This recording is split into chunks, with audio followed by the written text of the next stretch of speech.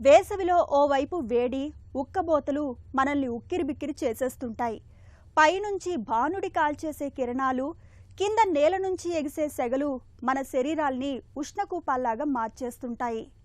మండిపోయే ఈ ఎండల దాటికి మనలో చాలామంది నీరసం, నిస్సత్తువులతో కూలబడిపోతుంటారు. ఎండ దెబ్బగా పిలిచే ఈ విపత్తును ఎదుర్కొనేందుకు ఏం చేయాలో, ఎలాంటి జాగ్రత్తలు తీసుకోవాలో ఇప్పుడు తెలుసుకుందాం.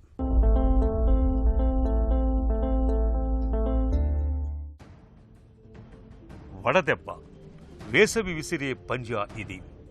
వడదెబ్బ అత్యంత ప్రమాదకరమైన ఆరోగ్య సమస్య. వడదెబ్బను ఏమాత్రం నిర్లక్ష్యం చేసినా ప్రాణాలు క్షణాల్లో గాలిలో కలిసిపోతుంటాయి.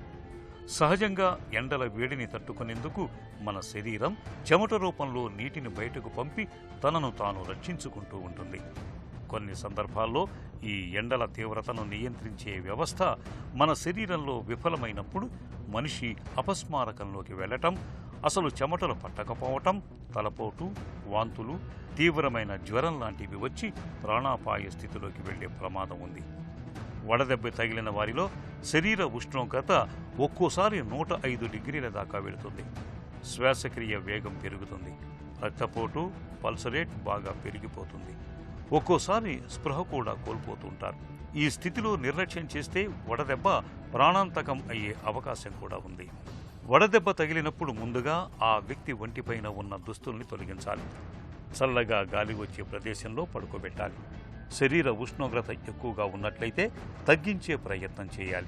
తడిబట్ట లాంటిది కప్పటం వల్ల మంచి ఫలితం ఉంటుంది. గ్లూకోజ్ నీళ్లను లేదా కొబ్బరి బోండా నీళ్లను తాగించటం మంచిది. పరిస్థితి మరీ ప్రమాదకరంగా ఉన్నప్పుడు వెంటనే ఆసుపత్రికి తీసుకువెళ్లాలి. అవసరాన్ని బట్టి ఫ్లూయిడ్స్ ఎక్కించాలి. వడదెబ్బను నివారించుకునేందుకు వేసవి సీజన్లో కాటన్ దుస్తులు ధరించటం మేలు. పసుపు, తెలుపు రంగు దుస్తులు ధరిస్తే మరీ మంచిది. నీళ్లను, ద్రవాహారాలను ఎక్కువగా తీసుకోవాలి. బయటకు వెళ్లాల్సి వచ్చినప్పుడు తప్పనిసరిగా గొడుగును వాడుకోవాలి. వేసవిలో దూరపు ప్రయాణాలు చేయకపోవటం ఉత్తమం.